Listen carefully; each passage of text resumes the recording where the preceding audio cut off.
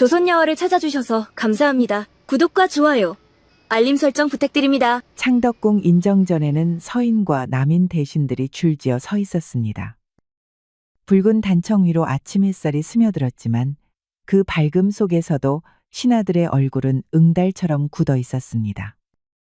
서인 예조판서 윤대수가 한 걸음 앞으로 나섰습니다.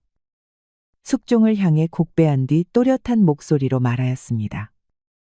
전하, 이번 인사에는 마땅히 서인의 임무를 써야 하옵니다. 지난 황국 이후로 남인의 권세가 조정의 균형을 어지럽히고 있사옵니다. 그 눈빛엔 흔들림이 없었습니다. 가슴 속에 쌓인 결기가 햇살 아래 날카롭게 번졌습니다.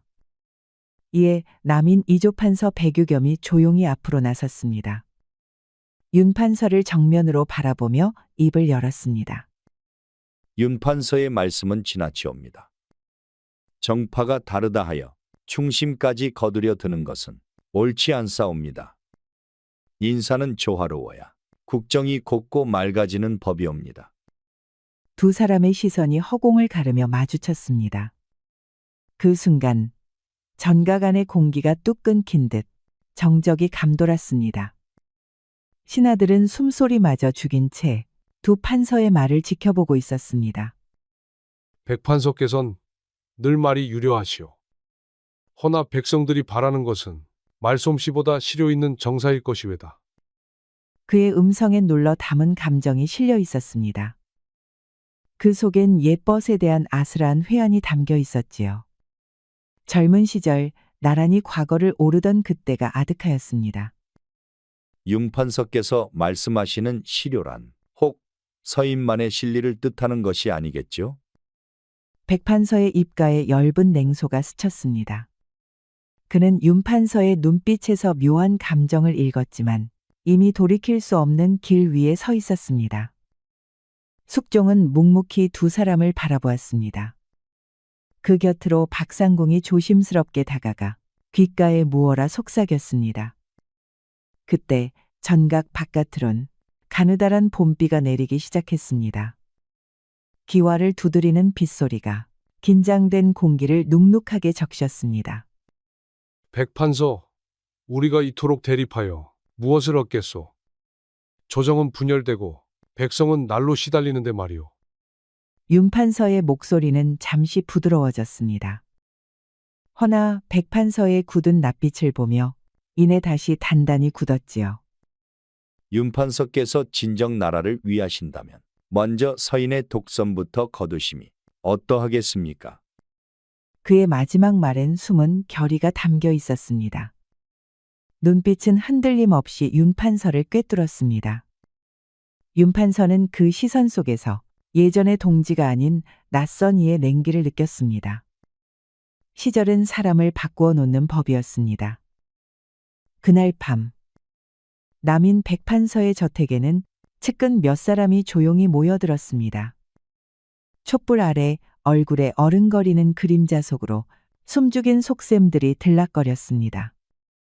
윤판서를 꺾으려면 그의 가장 가까운 틈새를 노려야 하오. 그래서 생각해낸 방책이 하나 있소이다. 좌우에 앉은 이들이 고개를 들었습니다. 그 중에서도 이정구는 조심스럽게 몸을 앞으로 기울였습니다.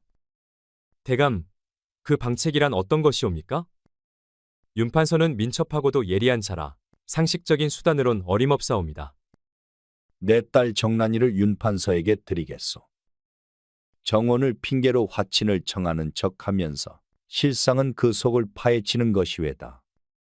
허나 대감, 정랑아 씨는 아직 약관의 나이 아니옵니까? 그리고 윤판서가 과연 그 제안을 고지고대로 받아들일지. 백난이는 22이오. 그리고 총기가 밝아 내 뜻을 거스르지 않을 것이외다. 윤판서는 호라비가 아닌가. 꽃다운 규수를 마다할 까닭이 없을 것이오. 백판서는 딸 이야기를 하며 끝내 목소리를 낮추지 않았습니다. 허나 찻잔을 쥔 손끝이 희미하게 떨리고 있었음을 그 누구도 알아채지 못했습니다. 그날 새벽 백판서의 서재에선 촛불만이 희미한 그림자를 들이우고 있었습니다. 이때 문 밖에서 조심스런 발소리가 들려왔습니다. 아버님, 이 밤중에 부르시다니 무슨 급한 일이라도 있으시옵니까? 백판서는 딸을 말없이 바라보았습니다. 잠시 침묵이 흐르다 그는 낮은 목소리로 입을 열었습니다. 정나나 너에게 한 가지 중대한 일을 맡기려 한다. 우리 가문의 명운과 남인의 앞날이 내 손에 달려 있느니라. 그 말 끝에 백판서의 눈가가 잠시 흔들렸습니다. 허나 곧 냉정한 표정으로 돌아왔습니다. 정나는 눈을 깜빡이며 조용히 고개를 끄덕였습니다. 며칠 뒤 윤판서는 뜻밖의 서찰을 받 깊은 생각에 잠겨 있었습니다. 백판서가 화친의 뜻을 내비치며 혼담을 먼저 제안해 온 것입니다. 그는 사랑채에 앉아 정원 너머로 핀 봄꽃을 바라보았습니다. 백대감이 먼저 손을 내밀다니 과연 진심일까? 아니면 또 다른 계략일까? 윤판서는 조용히 찻잔을 들었습니다. 그러나 차는 이미 식어 있었고 그의 마음 또한 풀릴 기미가 없었습니다. 그때 문 밖에서 정중한 목소리가 들려왔습니다. 백판서가 직접 정난이 데리고 찾아온 것이었습니다. 윤판서 나리, 오늘은 딸을 데리고 인사를 드리러 왔사옵니다. 정나나 어서 인사드려라. 정난이는 조용히 앞으로 나와 단정히 절을 올렸습니다. 살짝 고개를 숙인 그녀의 얼굴은 햇살을 받아 투명하게 빛났습니다. 그 단아한 자태가 윤판서의 시선을 붙들었습니다. 윤대감나리께 아뢰옵니다. 아버님께서 늘 대감마님의 덕망을 높이 말씀하시었사옵니다. 그녀의 음성은 맑고 고요하였습니다. 말끝마다 배인 절제된 기품이 사랑채 안공기를 맑게 가르듯 흘렀습니다. 윤판서는 조용히 고개를 끄덕였습니다. 백대감의 따님이 이리도 단정하실 줄은 몰랐소이다. 소문보다 훨씬 고우시구려. 정난이는 말없이 고개를 다시 숙였습니다. 볼이 은은하게 붉어졌고 그 붉음이 윤판서의 마음을 은근히 흔들었습니다. 백판서는 잠시 눈치를 살핀 뒤 조심스럽게 말을 꺼냈습니다. 윤대감, 만약 두 집안이 혼인으로 맺어진다면 서인과 남인의 화합에도 작지 않은 이로움이 있으리라 사료되옵니다. 부디 긍휼히 여기시어 허락해 주시길 바라옵니다. 그 말에 윤판서는 눈을 들어 다시 정난이를 바라보았습니다. 정난은 아무 말 없이 고요히 앉아 있었지만 그 존재만으로도 방 안의 공기가 달라져 있었습니다. 그리고 그 순간 그는 마음 한구석에 번지던 의심의 실타래가 천천히 느슨해지고 있음을 느꼈습니다. 윤판서는 한동안 말이 없었습니다. 기울어진 햇살이 사랑채 기둥을 타고 내려와 그의 옷자락 끝을 물들였습니다. 백대감의 뜻은 알겠소. 다만 정나나 씨의 생각은 어떠하신지요? 그는 고개를 돌려 정난을 바라보았습니다. 그 눈빛엔 정치와는 다른 조심스러운 진심이 담겨 있었습니다. 아버님의 뜻이 곧 제 뜻이옵니다. 그리고 윤대감나리께서 같은 길을 걸으신다면 그것만으로도 감사할 일이 없지요. 정난은 고개를 숙였습니다. 허나 말끝이 가늘게 떨렸고 그녀의 속마음엔 아직 알 수 없는 파문이 일고 있었습니다. 한 달 뒤 윤판서와 정난이의 혼례가 성대히 치러졌습니다. 한양 온 거리에 북과 피리 소리가 울려 퍼졌고 사람들은 서인과 남인의 화해를 진심으로 축하하는 듯하였습니다. 윤판서는 정난이를 진심으로 아꼈습니다. 함께 나눈 말, 나눈 웃음, 그 모든 순간에 진심이 깃들어 있었지요. 그러나 그는 알지 못했습니다.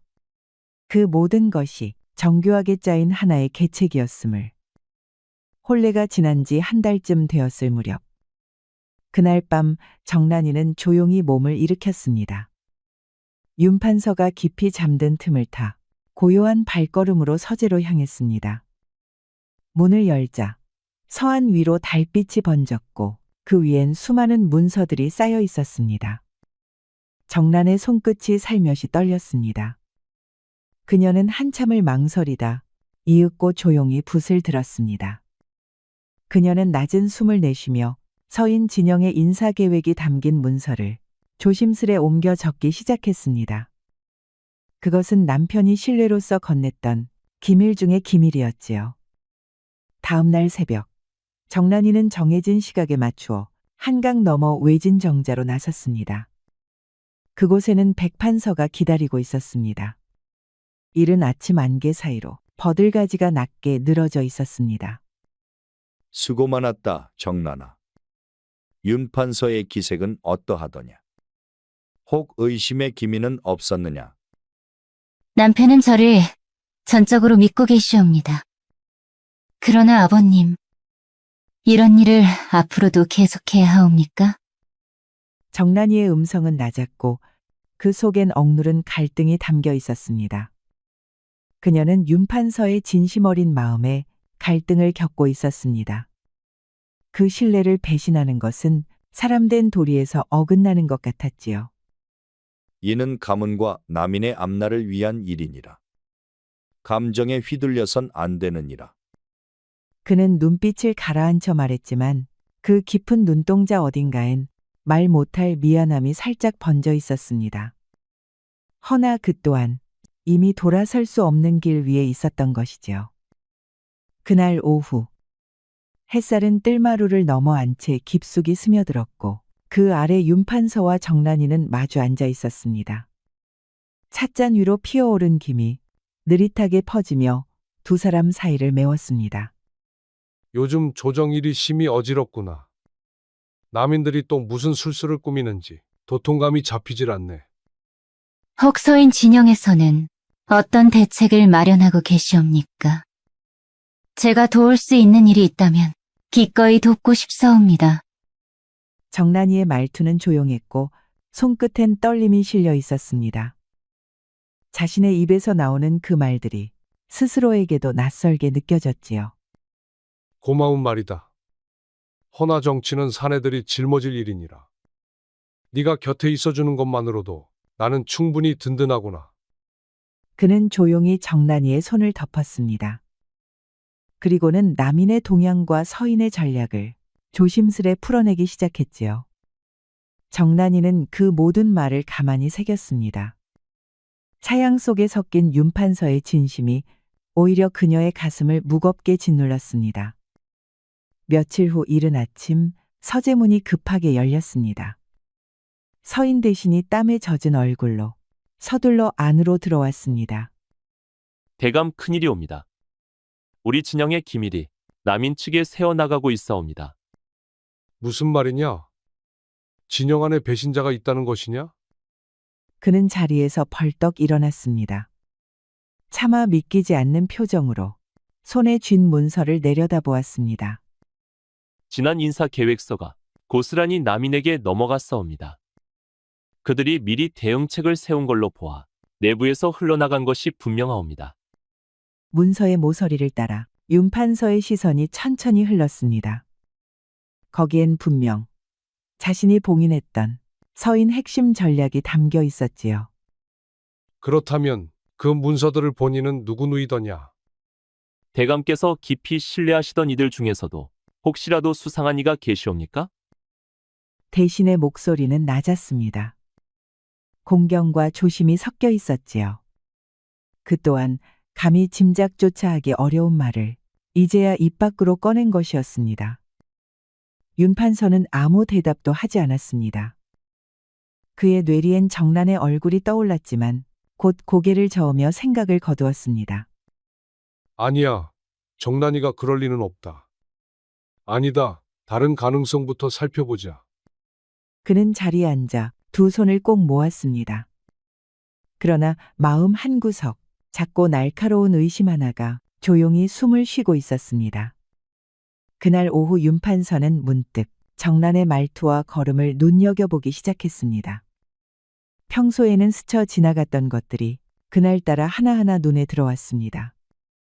차를 들고 서재로 들어와 문 너머를 곁눈질하던 모습. 밤중이면 늘상 화장실을 간다던 말. 그 모든 것이 새삼스럽게 느껴졌습니다. 오늘도 조정일로 마음이 무거우시겠지요. 혹시 무슨 걱정이라도 있으시온지요? 정난이는 평소처럼 다정한 얼굴로 물었습니다. 허나 그 말이 이제는 달리 들리기 시작했지요. 별다른 일은 없소. 다만 요즘 부쩍 잠을 설쳐서 말이오. 그는 조용히 눈길을 주었습니다. 혹시 떨리는 숨결, 흔들리는 눈동자가 있는지 살폈습니다. 그러나 정난이의 표정은 고요했습니다. 그러시다면 마음을 편히 하는 약차라도 끓여드릴까요? 그녀의 배려는 익숙하고 다정했지만 윤판서의 가슴 한구석에 피어난 의심은 이제 더는 꺼지지 않았습니다. 며칠 뒤 밤, 윤판서는 끝내 결심을 굳혔습니다. 서한 위에 거짓 문서를 하나 올려두었습니다. 남인을 척결하겠다는 허위 전략이 적혀 있었습니다. 내일 일찍궁에 나가야 하니 먼저 잠자리에 들겠소. 그는 평소처럼 말하고는 서재 곁 어둠 속에 몸을 숨겼습니다. 그녀가 무엇을 하는지 스스로 두 눈으로 확인하고자 한 것이었지요. 편히 주무셔요.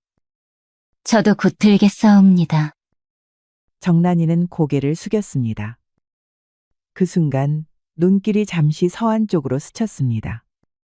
그 작은 움직임을 윤판서는 놓치지 않았습니다.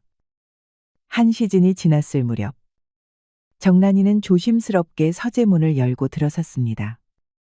초를 밝혀 어슴푸레한 빛이 퍼졌고 그녀는 이내 서안 앞에 앉았습니다. 하여 붓을 들어 옮겨 적기 시작했습니다. 문서 위엔 서인을 몰락시키기 위한 남인의 계획을 유도하는 거짓된 내용이 적혀 있었습니다. 그때 서재문이 살며시 열렸습니다. 그 어둠 속에서 윤판서가 조용히 모습을 드러냈습니다. 지금 무엇을 하고 있는 거요? 그 목소리는 낮았고 서늘했습니다. 정난이는 놀라 고개를 돌렸고 그 손엔 아직 붓이 들려 있었습니다. 서한 위에는 갓 베껴 쓰기 시작한 문서가 그대로 놓여 있었지요. 정난이는 말을 잇지 못했습니다. 두 뺨이 창백해졌고 숨이 가빠졌습니다. 그 문서는 내가 일부러 놓은 거짓 정보였다. 그래 너였구나. 그의 음성은 무미했고 눈빛엔 상처가 깊이 드리워졌습니다. 사랑했던 사람의 손에서 칼이 나올 줄은 몰랐던 것이지요. 제발 들어주셔요. 저에게는 어쩔 수 없는 사정이. 어쩔 수 없는 사정이라. 그리 말하면 백판서의 명이었단 말이겠지. 처음부터 다 짜인 계략이었다는 거냐? 정난이는 눈을 질끈 감았습니다. 그가 진실을 모두 알게 되었음을 느낀 것입니다. 처음에는 아버님의 뜻이었사옵니다. 허나 지금은 진심으로 당신을 사랑하고 있습니다. 그녀의 두 눈에 눈물이 고였습니다.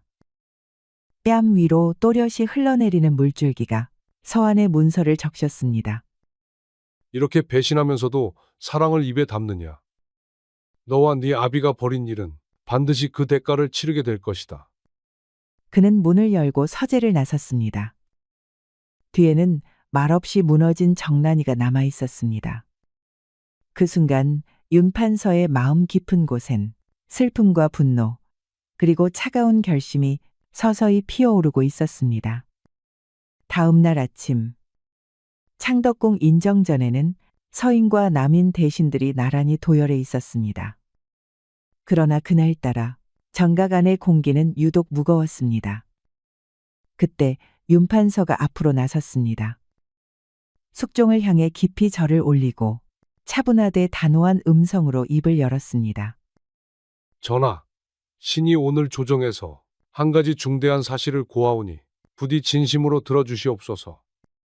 이는 남인 진영의 은밀한 배신과 관련된 일이옵니다. 정각 안의 대신들이 일제히 시선을 모았습니다. 백판서는 미세하게 눈썹을 찌푸렸습니다. 허나 곧 침착한 척하며 맞섰습니다. 갑자기 무슨 말씀을 하시는 것이요? 근거도 없이 남인을 모함하려 하시는 것은 아니겠지요? 그의 입가엔 여느 때처럼 웃음이 걸려 있었으나 목소리의 떨림은 지우지 못했습니다. 몇몇 대신들은 그 떨림을 놓치지 않았습니다. 근거라 하셨소? 그렇다면 이것을 보시지요. 그는 품에서 조심스레 서너 장의 문서를 꺼냈습니다. 모두 정난의 손으로 베껴 쓴 서인 진영의 기밀 문서들이었습니다. 또한 그 속엔 백판서의 친필로 된 서신도 함께 있었습니다. 이 문서들은 제 아내 정란이 손수 베껴 쓴 것이옵니다. 백대감께선 딸을 제게 혼인시키며 저를 염탐토록 지시하였고 저의 신뢰를 이용해 서인의 극비를 가로채셨습니다. 그 말이 끝나자 전가가는 삽시간에 술렁이기 시작했습니다. 서인의 좌열은 경노했고 남인의 우열은 침통한 침묵에 빠졌습니다. 그런 일은 없사옵니다. 윤대감께서 무슨 착오를 하고 계신 것이옵니까? 백판서는 당황한 기색을 감추지 못했습니다. 손끝이 미세하게 떨렸고 이마에 이슬 같은 땀이 맺혔습니다. 그러나 윤판서는 물러서지 않았습니다. 착오라 하셨소? 그렇다면 이 서신은 어찌 설명하시겠습니까? 그는 한 장의 종이를 높이 들어 보였습니다. 누가 보아도 분명한 백판서의 친필이었습니다. 백대감께서 직접 정난에게 보낸 지시문이옵니다. 남편의 비밀을 은밀히 알아오라고 적혀 있지 않습니까? 궁안의 바람조차 멎은 듯 인정전은 정적에 잠겼습니다. 그 누구도 함부로 숨을 쉬지 못했습니다. 숙종의 낯빛이 점점 굳어졌습니다. 한기처럼 서늘한 침묵이 정가간을 천천히 덮어왔습니다. 백판서, 지금 이 말이 사실인가? 그대가 친딸을 이용해 윤판서를 속인 것이더냐? 전하시는 다만 남인의 자리를 지키고자 하였을 뿐이옵니다. 백판서는 바닥에 무릎을 꿇었습니다. 그 어깨가 조용히 떨렸고 얼굴은 창백하게 질려 있었습니다. 이런 사특한 계략을 눈감아선 아니 되옵니다. 조정의 기강과 백성의 신뢰를 위해서라도 마땅한 처결을 내려주시옵소서. 윤판서의 목소리는 또렷했고 그 눈빛은 백판서를 꿰뚫고 있었습니다. 허나 복수의 쾌감보다는 허무한 승리감이 더 짙게 깃들어 있었습니다. 그날 저녁 윤판서 저택의 안채 마당에는 바람결에 흩날린 낙엽이 고요히 쌓이고 있었습니다. 정란이는 조정에서 벌어진 일들을 모두 전해 들었습니다. 그녀는 마당에 홀로 앉아 아주 긴 한참을 말없이 앉아 있었습니다. 붉게 물든 잎 하나가 하늘에서 뚝 떨어져 그녀의 무릎 위에 내려앉았습니다. 그 순간에도 정란은 눈길 한번 돌리지 않았지요. 잠시 후 윤판서가 저택으로 돌아왔을 때 정란이는 대문 앞에 무릎을 꿇고 있었습니다. 그녀의 눈두덩은 푸르게 부어 있었고 한때의 단아함은 바람에 실려 멀리 떠난 듯했습니다. 제 잘못이옵니다. 아버님이 아닌 제가 죄인이옵니다. 이렇게 당신에게 용서를 구하옵니다. 그녀는 땅에 이마를 대고 마루 끝까지 몸을 낮추었습니다. 그 절은 아버지를 위한 절이자 마지막으로 남편을 향한 기도와도 같았지요. 용서라니, 감히 그 말을 입에 올릴 수 있단 말이냐? 그대 아비가 꾀한 음모는 나라를 팔아넘길 배신이었다. 어찌 내가 그 죄를 덮을 수 있겠나? 어찌 이 나라가 그 죄를 외면할 수 있겠어? 그리고 너도 그 죄의 한가운데에서 움직인 자가 아니더냐? 그는 차마 더 말하지 못하고 등을 돌렸습니다. 그의 옷깃 사이로 긴 숨이 낙엽처럼 쓸려 나왔습니다. 그때 김상원이 조용히 다가섰습니다. 나으리, 정난 마님의 처분은 어찌하시렵니까? 윤판서는 말없이 주먹을 움켜쥔 채 그 자리에 섰습니다. 사랑과 죄, 그 두 줄기의 칼날이 가슴팍을 찢고 지나가는 듯했지요. 만일 제가 제 손으로 죄를 씻는다면 아버님을 용서해 주실 수 있으시옵니까? 그녀의 말에 윤판서와 김상원 모두 숨을 멈췄습니다. 그녀의 눈빛엔 결연함이 서려 있었고 손에는 어느새 꺼내든 은장도가 들려 있었습니다. 그런 말 하지 마라. 설마 그런 생각을. 저는 아버님의 명을 거역할 수 없었고 당신의 믿음 또한 저버릴 수 없었사옵니다. 그러니 저의 존재가 죄였사옵니다. 정란아, 그 칼을 내려놔라. 너는 죄인이 아니야. 네가 죽는다고 모든 것이 끝나는 것은 아니다. 하지만 그 외침은 닿지 못했습니다. 사랑하옵니다. 그리고 용서해 주시옵소서. 그녀의 두 눈이 마지막으로 감겼고 그 순간 칼날이 정란이의 목줄기에 닿았습니다. 정란이의 몸이 조용히 무너졌고 마루 위에 남은 건 피와 눈물뿐이었지요. 윤판서는 그녀를 끌어안은 채 무너졌습니다. 그의 입술은 떨렸고 울음은 목구멍을 찢고 터져 나왔습니다. 그가 바라던 정의는 이루어졌으나 그가 품었던 사랑은 이제 영영 돌아오지 않게 된 것이었지요. 며칠 뒤의 밤, 사당엔 정란의 영정이 놓여 있었고 그 앞에 윤판서가 홀로 앉아 있었습니다. 촛불이 흔들릴 때마다 영정의 얼굴이 생전처럼 눈을 감았다 떴습니다. 정란아, 네가 이렇게 떠날 줄은 몰랐다. 모든 것이 그 아비의 야욕 때문이었다. 그의 목소리는 나직했으나 울컥 밀려드는 감정은 감추지 못했습니다. 백판서, 그 자를 그냥 둘 수는 없다. 내 아내를 이토록 비참하게 만든 자, 반드시 대가를 치르게 하겠다. 그는 천천히 일어섰습니다. 정란이의 영정을 향해 절을 올리는 그의 등에는 비장한 결의가 묻어나고 있었습니다. 윤판서는 김상원을 불러 일렀습니다. 백판서가 진정 소중히 여기는 것이 무엇인지부터 알아보시오. 정란이를 바둑알처럼 희생시킨 그자에게 가장 아끼는 것을 빼앗아야겠소. 그자는 권력과 명성을 자신의 생명처럼 여기는 이오입니다. 남인 진영의 우두머리 자리, 그것이야말로 정대감의 심장이라 할 수 있사옵니다. 좋소. 그자를 권좌의 정점에서 나라 끝으로 떨어뜨리겠소. 정란이를 궁지로 몰아넣은 데가 내가 직접 갚아주리다. 윤판서는 정란의 영정에 마지막 절을 올리고는 조용히 사당을 나섰습니다. 며칠 후의 밤, 한양 외진 뒷골목, 촛불 하나에 의지한 허름한 주점 안에 두 명의 사내가 마주 앉아 있었습니다. 이 대감, 밤중에 이렇게 뵙자 청한 것 신뢰가 크오. 허나 조용히 나눌 이야기가 있어 이렇게 자리를 마련했사옵니다. 김상원은 주변을 살핀 뒤 술잔을 조심스레 밀었습니다.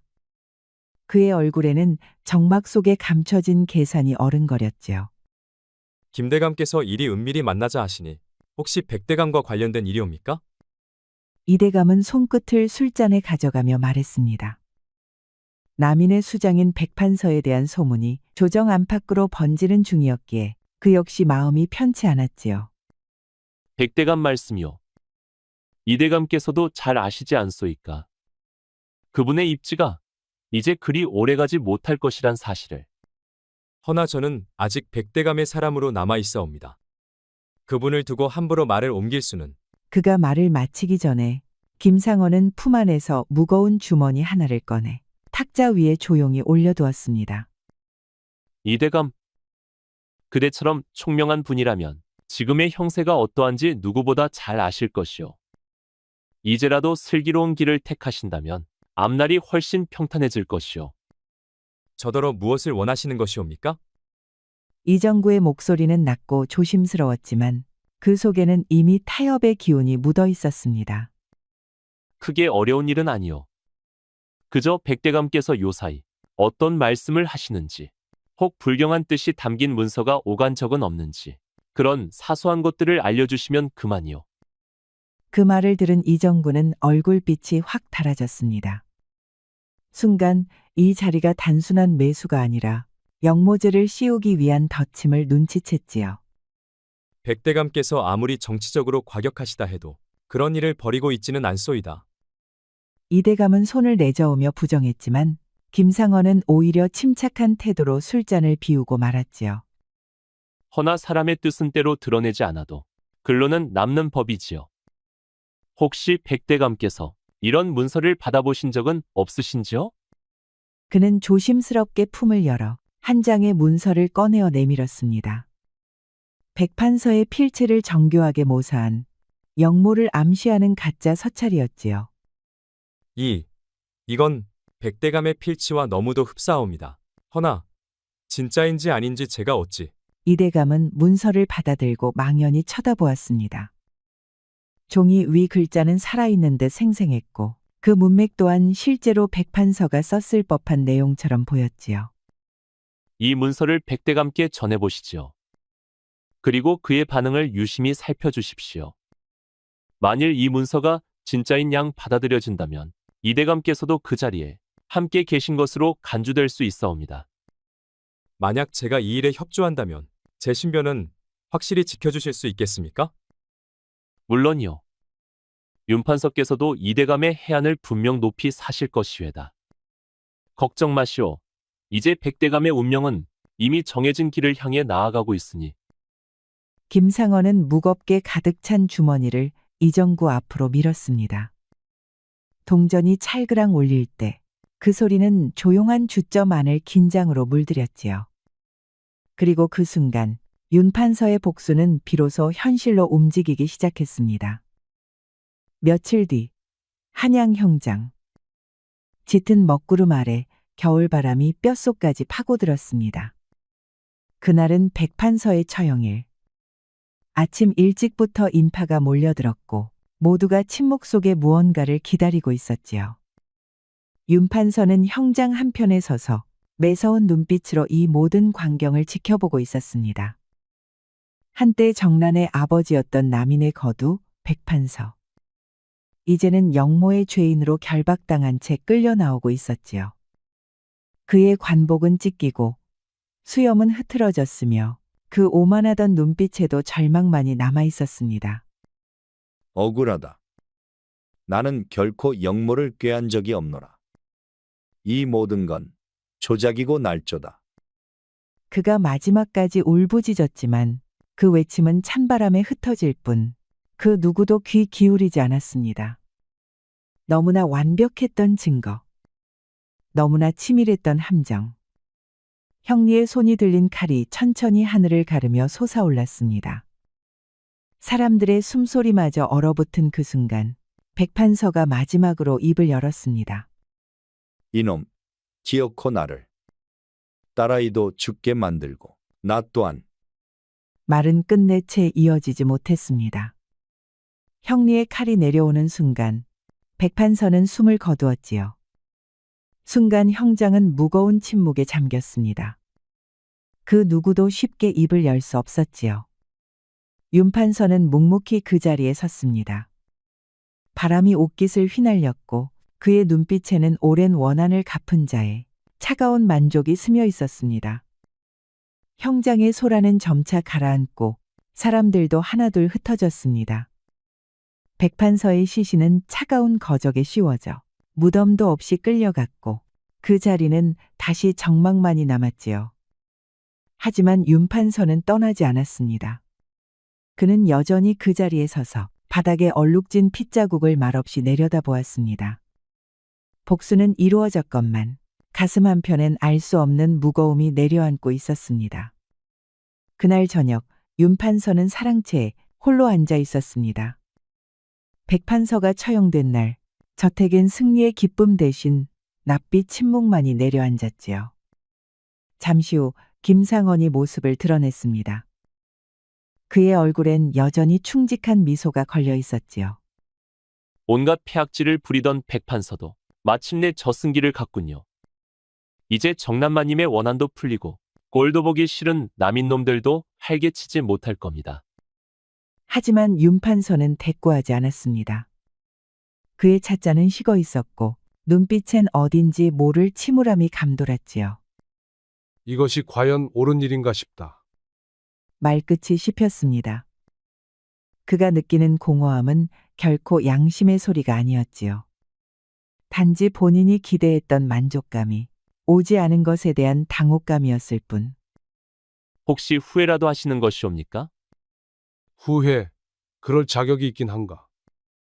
정란이를 믿지 못했고 이용했고 끝내는 죽게 만들었지. 그 아비와 뭐가 다르냐? 나도. 정란이는 아비와 남편 사이에서 찢겨 죽었다. 나는 그걸 뻔히 알면서도 모른 척했다. 정이랍시고 복수라 했지만 결국은 내 체면, 내 자존심이 문제였지. 그래도 백판서는 죗값을 받았사옵니다. 마땅한 일이었지요. 마땅하다고? 그놈의 최후를 지켜보며 통쾌해야 했겠지. 하지만 나는 장인어른의 딸을 죽인 놈이자 그 아비를 죽인 사위야. 그것이 무슨 승리더냐? 김상원은 더 이상 무슨 말을 덧붙일 수 없었습니다. 정란이의 죽음은 어느 한 사람의 책임이 아닌 욕망에 물든 이들 모두의 공모였으니까요. 며칠 뒤 윤판서는 언덕 위 무덤을 찾았습니다. 봄바람이 불어와 새싹들이 일어나고 있었지만 그 발걸음은 여전히 무거웠지요. 정란아, 내가 백판서를 죽였다고. 그게 너를 위한 일이었을까? 사실은 그냥 내가 하고 싶었던 일일 뿐이었구나. 그는 무덤 앞에 앉아 침묵했습니다. 말을 이어갈수록 자신이 어떤 짓을 했는지 점점 더 또렷이 떠올랐기 때문이지요. 네가 원했던 건 화해였고 나는 증오를 택했다. 너의 간절함을 짓밟고도 나는 정당하다고 믿었지. 결국 너를 죽게 만든 건 너의 아버지도 이 나라도 아니라 바로 나였다는 걸 이제야 안다. 윤판서는 천천히 일어섰습니다. 그의 표정엔 더 이상 정치적 결의 같은 허울은 없었습니다. 단지 되돌릴 수 없는 죄에 대한 인식, 그것뿐이었지요. 백성을 위한 정치를 하겠다. 그래, 그 말도 결국 날 위로하려는 자기 위안 아니었겠나. 너를 죽게 만들고 나서야 무슨 정의를 논한단 말이냐. 무덤 앞에 조용히 절을 올린 그는 더 이상 말을 잇지 않았습니다. 다짐 같은 말로 자신을 덮는 것을 이제는 하지 않기로 마음먹었기 때문이지요. 윤판서는 언덕을 내려가며 마지막으로 속삭였습니다. 나는 씻을 수 없는 죄를 지었다. 평생 그 죄와 함께 살아가겠다. 그게 내가 네 앞에서 할 수 있는 유일한 속죄다. 햇살은 따뜻했지만 그의 그림자는 길고 어두웠습니다. 이제 그는 비로소 복수자가 아닌 죄인의 길 위에 서 있었지요. 법구경에서 이르기를 분노를 품는 자는 뜨거운 숯을 움켜쥐고 남에게 던지려 하나 먼저 그 손부터 불타는 법이라 하였습니다. 욕된 마음은 결국 자신을 태우는 불씨가 되고 그 불씨를 정이라 부르면 어리석음은 더욱 짙은 연기로 번지지요. 윤판서는 원한을 정의로 착각했고 복수를 의무라 여겼습니다. 그러나 그 손에 쥔 것은 칼이 아니라 자신을 태우는 숯이었지요. 정란이는 그 손을 붙들어 말렸으나 그는 끝내 놓지 못했고 불은 돌아 윤판서를 삼켜버렸습니다. 이제 그가 얻은 승리는 죄가 된 마음 위에 쓸쓸히 서 있을 뿐입니다. 이렇듯 우리 모두 증오를 품기보다는 사랑과 용서를 가져야겠습니다. 우리 이야기가 여러분들에게 조금이나마 재미를 선사할 수 있기를 바랍니다. 다른 재미있는 영상도 많으니 즐겁게 봐주세요. 그럼 여러분 모두 행복하고 즐거운 시간 되세요. 우리 이야기가 여러분들에게 조금이나마 재미를 선사할 수 있기를 바랍니다. 다른 재미있는 영상도 많으니 즐겁게 봐주세요. 그럼 여러분 모두 행복하고 즐거운 시간 되세요.